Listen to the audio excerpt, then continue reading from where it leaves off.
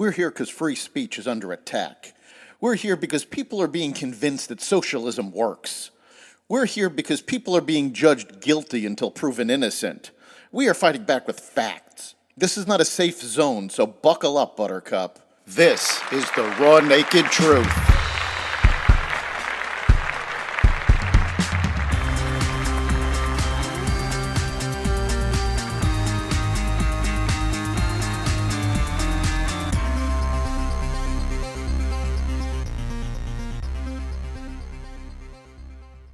A meeting with China, homelessness up, and more.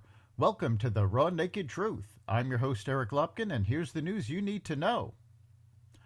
A new poll by The Economist and YouGov finds that Robert F. Kennedy Jr. has the highest favorability ratings of any candidate in the 2024 race for the White House. This latest poll is sending shockwaves among the political class in Washington, D.C. After being in the race less than 2 months, Kennedy is viewed favorably by 49% of those polled, while Biden is at 45% and Trump comes in third at only 43%. According to The Economist and YouGov, Kennedy Jr. was viewed favorably by 49% of respondents and unfavorably by just 30%, leaving him with a net rating of 19 points, higher than any other candidate in the poll, which surveyed 1,500 adult respondents from June 10th to 13th. Biden, with 52% of respondents viewing him somewhat or very unfavorably, while 45% have very or somewhat favorable impressions, and Trump has 53% viewing him unfavorably and 43% favorably. China and the United States said Secretary of State Antony Blinken and Chinese President Xi Jinping made progress toward easing tensions between Washington and Beijing, agreeing to stabilize relations but falling short of a breakthrough on opening military communication lines. Blinken talked with Xi for about 35 minutes in the Chinese capital on the second and final day of his trip to China, the first by a top official in the Biden administration. Blinken said the U.S. and China, which have clashed over Taiwan, the South China Sea, trade, and other issues, still have work ahead to keep relations from spiraling into conflict.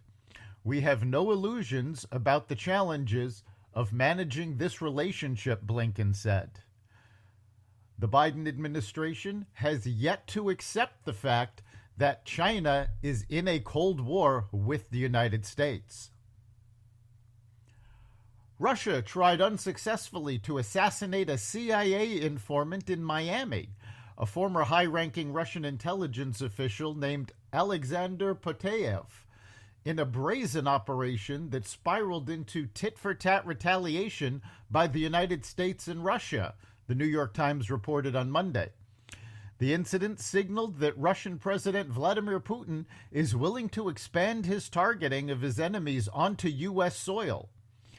The red lines are long gone for Putin, former CIA officer Mark Polymeropoulos told The Times.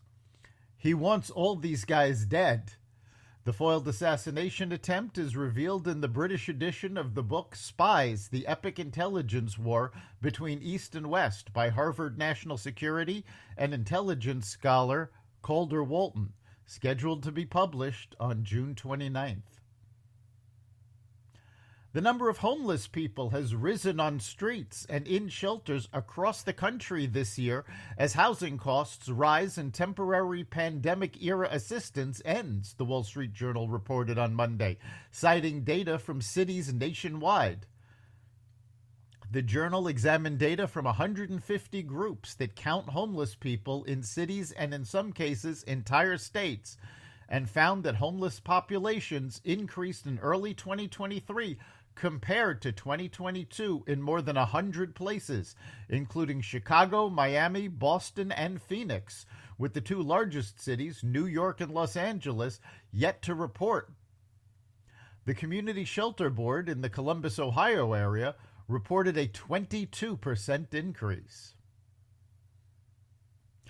The Flash grossed $55 million domestically in its 3-day opening weekend, a disappointing showing that was still good enough to beat out the other new release of the weekend, Pixar's Elemental, which posted the lowest opening weekend in Pixar's history. Both films fell well short of low expectations in what was once expected to be a blockbuster weekend to help start the summer movie season off strong. The week openings were particularly disappointing because both films were expensive, costing $200 million to produce and another $100 million to publicize. For comparison, DC's Black Adam, which was widely considered a failure, opened to $67 million last year. That's the Raw Naked Truth. You can catch every episode of The Raw Naked Truth at xvadio.com/podcasts, the Apple Podcasts app, Google Podcasts, Spotify, iHeartRadio, Stitcher, Amazon Music, Audible, and other platforms that respect freedom of speech. We'll see you next time.